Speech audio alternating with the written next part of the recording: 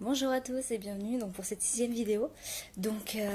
Alors pour cette sixième vidéo, c'est directement une réponse à la vidéo que j'ai publiée tout à l'heure en retard, donc qui était la cinquième vidéo de la série des 30 sur l'optique, où je vous parlais un petit peu du contrôle technique, d'aller changer les plaquettes, tout ça.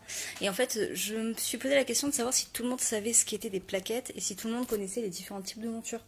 Euh, et alors, je vais vous donner des conseils pour le choix des montures, mais alors attention, ces conseils, ça n'engage que moi, hein, par rapport à mon expérience, aux différents types de personnes que je rencontre dans mon magasin.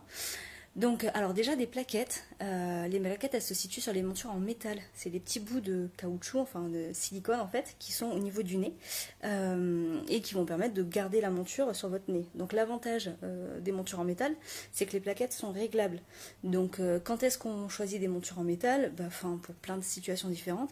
Après, c'est vrai que par exemple pour des personnes qui ont des nez, des bases nasales qui sont très plates. C'est quand même plus simple à ajuster d'avoir ce type de monture parce que c'est assez rare d'avoir une monture plastique sur laquelle justement on peut absolument rien régler sur le nez qui tombe parfaitement quand on a un nez un peu particulier quoi. Donc voilà pour le métal. Après, dans le métal, hein, il y a différents types de matériaux, par exemple le titane. Voilà. Après, ça va vraiment dépendre de vos activités. Donc ça, on le verra peut-être plus tard.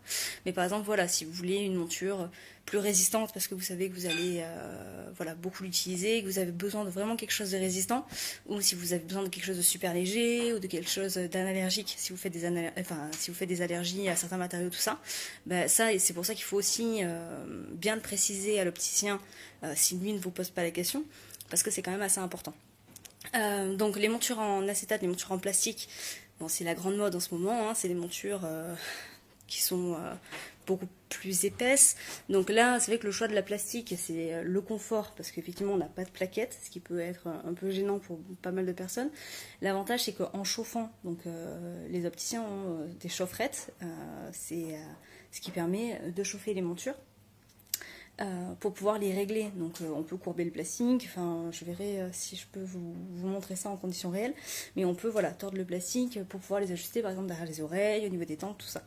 Donc c'est vrai que c'est quand même assez pratique, c'est très joli et en ce moment c'est à la mode.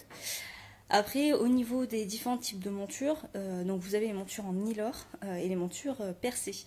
Alors les montures en nylor, c'est souvent des montures métal, mais ça peut aussi être des contours plastiques, où vous avez donc le dessus de la monture en métal ou en plastique, et en bas, le verre est retenu par un fil nylon. Donc, alors c'est très bien, c'est très joli.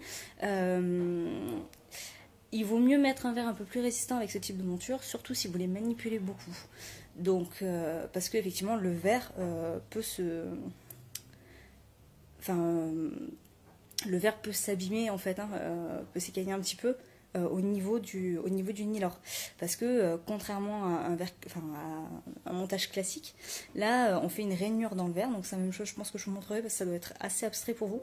Donc on fait une rainure dans le verre, ce qui permet justement de faire tenir le fil nylon, de faire tenir le verre avec le fil nylon. Bon, tout ça, je vous le développerai parce que là, je pense que c'est trop compliqué comme ça sans vous montrer ce que c'est. Donc, alors, par contre, si vous avez un petit budget que vous ne pouvez pas investir dans les matériaux de verre pour partir sur des matériaux plus résistants et que c'est vraiment des lunettes que vous allez beaucoup manipuler. Parce que si elles sont vissées sur votre nez toute la journée, il n'y aura pas de souci. Mais par contre, si par exemple c'est que des visions près et que vous êtes tout le temps en train de les mettre, de les enlever, tout ça, je vous déconseille fortement le nylor et le percé. Parce que c'est des montures qui vont facilement se dérégler. Et vous risquez plus facilement d'allumer vos verres aussi. Alors, pour l'instant c'est tout, hein, on développera ça petit à petit et puis je vais essayer de trouver des montures et de filmer directement en magasin pour que vous puissiez voir les différents types de montures, tout ça.